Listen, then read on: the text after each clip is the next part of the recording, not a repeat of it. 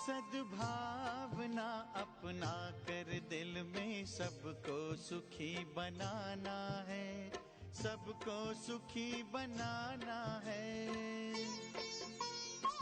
अगर हम इस विशेष प्रोफेशन के कंट्रीब्यूशन की बात करें तो मैं एक डॉक्टर होने के नाते इस बात को कहने में कोई अतिशयोक्ति नहीं समझता हूँ कि एक मरीज के संपूर्ण स्वस्थ होने तक की जर्नी में नर्सिंग केयर का एक बहुत बड़ा योगदान है।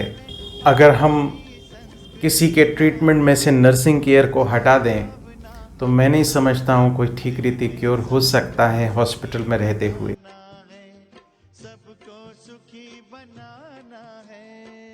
एक बात मुझे सदा काल स्मृति में रखनी है कि पिता परमात्मा मेरे द्वारा अनेक आत्माओं का कल्याण कर रहे हैं। मैं उसका विशेष निमित्त इंस्ट्रूमेंट हूँ। जैसे कोई भी कार्य विशेष इंस्ट्रूमेंट्स के द्वारा किया जाता है, ऑपरेशन किया जा रहा है, उसके प्रॉपर इंस्ट्रूमेंट्स होते हैं। तो पिता परमात्मा जो अनेक आत्माओं का कल्याण कर रहा है, मैं उस कल्याण के विशेष कार्य में पिता परमात्मा का इंस्ट्रूमेंट हूँ। तो मुझे इंस्ट्रूमेंट कैसा बनना है? एक प्रॉपर इंस्ट्रूमेंट जिसके द्वारा विशेष से विशेष कर्तव्य पिता परमात्मा कर सके। इस बात का मुझे विशेष ध्यान रखना है।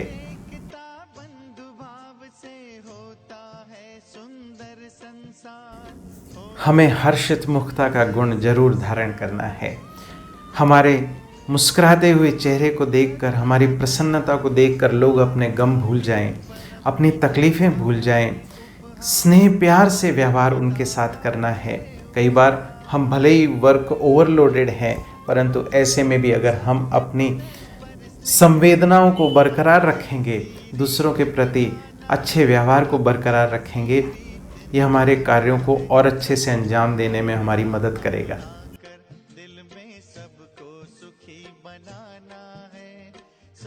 ओम शांति। आज मैं आप सभी का दिल से स्वागत करता हूँ आज के इस विशेष कार्यक्रम में।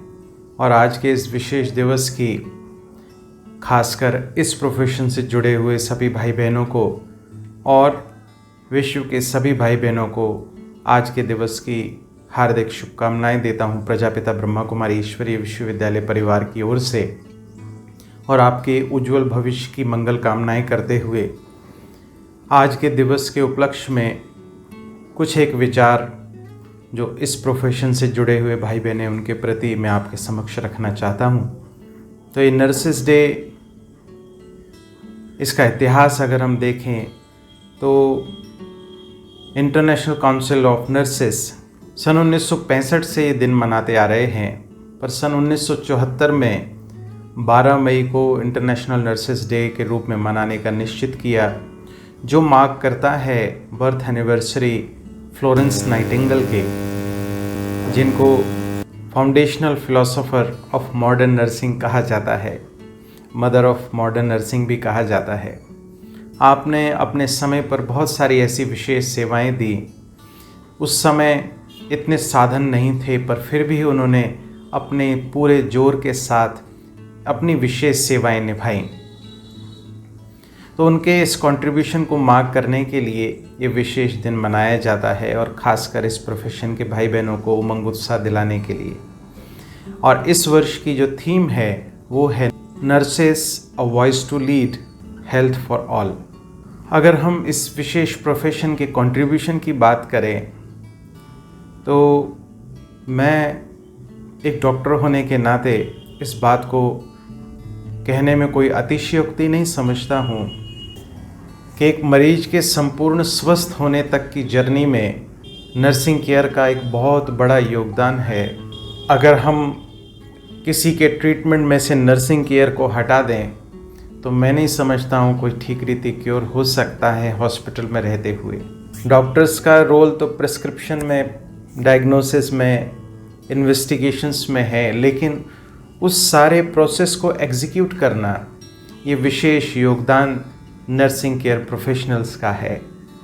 ये भाई बहनें दिन रात अपने 20 नाखूनों का जोर लगाकर एक पेशेंट को उसके संपूर्ण स्वास्थ्य की ओर ले जाने का भरपूर प्रयास करते हैं। और उसमें आज के समय पर भी, विशेष महामारी के समय, जहां हम पेशेंट के करीब जाने में भी कतराते हैं, ऐसे में 8-8 घंटे 12-12 घंटे किसी किसी जगह पर भी हमारे नर्सिंग केयर प्रोफेशनल्स, ये भाई बहनें अपनी जान की परवाह न करते हुए भी अपना भरपूर योगदान दे रहे हैं as a front line worker. Doctors आए, पेशेंट को देखा, प्रिस्क्राइब किया, उसके बाद की क्या प्रक्रिया होनी चाहिए, ये पूरी जिम्मेवारी नर्सिंग केयर प्रोफेशनल्स की है।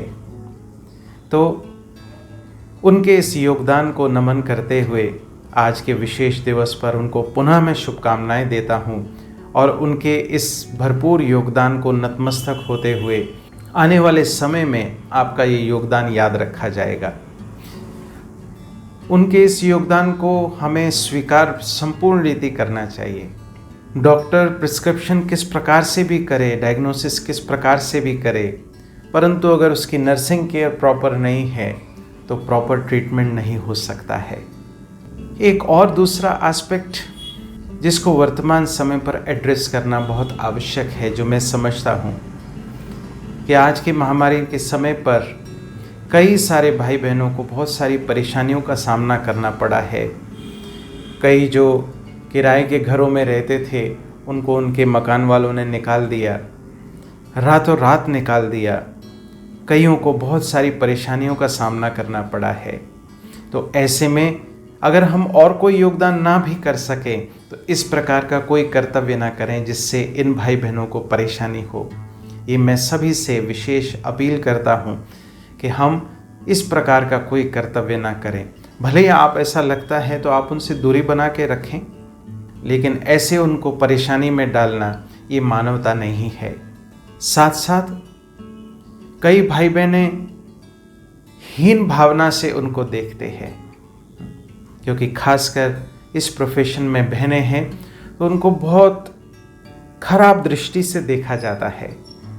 लेकिन क्या आप कोई भी प्रकार का ट्रीटमेंट किसी हॉस्पिटल में इमेजिन कर सकते हैं without a nursing care professional?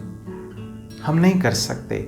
आप सोचिए, डॉक्टर आए, देखकर चला जाए और बाद में पेशेंट पड़ा रहे, जैसे आज के समय पर कई जगह पर हो रहा है, और मरीजों को बहुत सारी दिक्कत परेशानियों का सामना करना पड़ता है। तो ऐसा कोई भी खराब व्यवहार, खराब दृष्टि हमें उनके प्रति नहीं रखनी है। ये तो हमारी जिम्मेवारी है उनके प्रति। अब इस प्रोफेशन से जुड़े हुए भाई बहनों के प्रति एक मैं विशेष रिक्वेस्ट करना चाहता हूँ, जो पिता परमात्मा हमें सबको सिखा रहे हैं कि आपके ऊपर जब जिम्मेवारी है तो हमें उसको संपूर्ण ईमानदारी के साथ वहन करना है। हमारा कोई भी ऐसा कर्तव्य ना हो जिससे हमारे प्रोफेशन को लोग खराब दृष्टि से देखें। हमें अपने एक एक कर्तव्य को संपूर्ण रीति अच्छे तरीके से ईमानदारी के साथ निभाना है। कई बार ऐसा भी हो सकता है कौन कोई देख रहा है, मैं जो भी करूं, लेकिन नहीं, मुझे अपने आप को, स्वयं को जवाब देना है। तो अपने इस प्रोफेशन को ईमानदारी के साथ कैसे एक एक की संभाल करनी है, किस प्रकार से वो ट्रीटमेंट को एग्जीक्यूट करना है पूरे ईमानदारी के साथ, ये समझते हुए कि अगर मैंने कार्य अच्छी रीति किया तो 100% ये पेशेंट ठीक होने वाला है। तो कुछ एक गुण मुझे ज़रूर धारण करने हैं। एक, हमें हर्षित मुखता का गुण जरूर धारण करना है। हमारे मुस्कुराते हुए चेहरे को देखकर, हमारी प्रसन्नता को देखकर लोग अपने गम भूल जाएं, अपनी तकलीफ़ें भूल जाएं। स्नेह प्यार से व्यवहार उनके साथ करना है। कई बार हम भले ही वर्क ओवरलोडेड हैं, परंतु ऐसे में भी अगर हम अपनी संवेदनाओं को बरकरार रखेंगे, दूसरों के प्रति अच्छे व्यवहार को बरकरार रखेंगे, तो ये हमारे कार्यों को और अच्छे से अंजाम देने में हमारी मदद करेगा। और एक और विशेष बात जिसको हमें विशेष रूप से ध्यान रखना है, खासकर बीइंग अ मेडिकल प्रोफेशनल, आप हमेशा, जैसे हम सुरक्षा कवच पहन रहे हैं, पीपीईस पहन रहे हैं, पर्सनल प्रोटेक्शन इक्विपमेंट्स, वो स्थूल रूप से प्रोटेक्शन हमें प्रदान कर रहे हैं, सैनिटाइज कर रहे हैं, सारी बातों का ध्यान रख रहे हैं, परंतु एक प्रोटेक्शन हमें और ज़रूर ध्यान रखना है, वो है पिता परमात्मा की याद की छत्र छाया का। सदा काल हम समझें कि हम अकेले नहीं हैं, हम सदा उसकी छत्र छाया के नीचे हैं, उसके प्रोटेक्शन कवर के अंदर हैं। मैं पीपीई किट और पिता परमात्मा की छत्र छाया, सुरक्षा की किरणें जो मुझे सदैव सुरक्षा प्रदान कर रही हैं, साथ साथ ये मुझे सकारात्मकता प्रदान कर रही है। मेरी पॉजिटिविटी के आधार पर अनेक आत्माओं को पॉजिटिविटी मिल रही है, जिसके आधार पर वो ठीक रीति स्वस्थ हो रहे हैं। तो इन बातों का हम विशेष ध्यान रखें तो हमारा आगे आने वाला समय जरूर हम श्रेष्ठ बना पाएंगे। तो इन्हीं शुभ भावनाओं के साथ आप सभी को पुनः शुभकामनाएं देते हुए आज के दिवस की आपके उज्जवल भविष्य की मंगल कामना करता हुआ मैं आप सबको धन्यवाद देता हूं आपके इस योगदान के लिए। तो बैठिए मस्तक सिंहासन पर, हम कुछ देर अभ्यास करें परमात्मा की शक्तियों की छत्र छाया का। मैं आत्मा इस सृष्टि पर विशेष कार्य करने के निमित्त पिता परमात्मा ने मुझे विशेष कर्तव्य अर्थ इस धरा पर भेजा है। मैं एक विशेष आत्मा हूं। मैं अनेक आत्माओं को शक्तियां और उनको संपूर्ण स्वास्थ्य प्रदान करने के निमित्त हूं। मेरा एक एक कर्तव्य उनके कल्याण अर्थ है। पिता परमात्मा अपना इंस्ट्रूमेंट बना के मुझे अनेक आत्माओं को स्वास्थ्य प्रदान कर रहा है। करे अनुभव, मैं आत्मा उसकी शक्तियों की छत्र छाया के नीचे, उसकी शक्तियां निरंतर मुझ पर बरस रही हैं। मैं आत्मा शक्तिशाली भरपूर होती जा रही हूं। सदा काल मुझे इस प्रोटेक्शन के नीचे रहना है। वो महाज्योति की किरणें मुझ पर निरंतर बरस रही हैं और ये शक्तियां मुझसे रिफ्लेक्ट होकर सभी पेशेंट्स को भी प्राप्त हो रही हैं, जिससे वो संपूर्ण रीति स्वस्थ हो रहे हैं। तो देखिए फिर से स्वयं को, मैं आत्मा परमात्मा शक्तियों में भरपूर विशेष आत्मा, शक्तिशाली आत्मा मस्तक सिंहासन पर विराजमान। ओम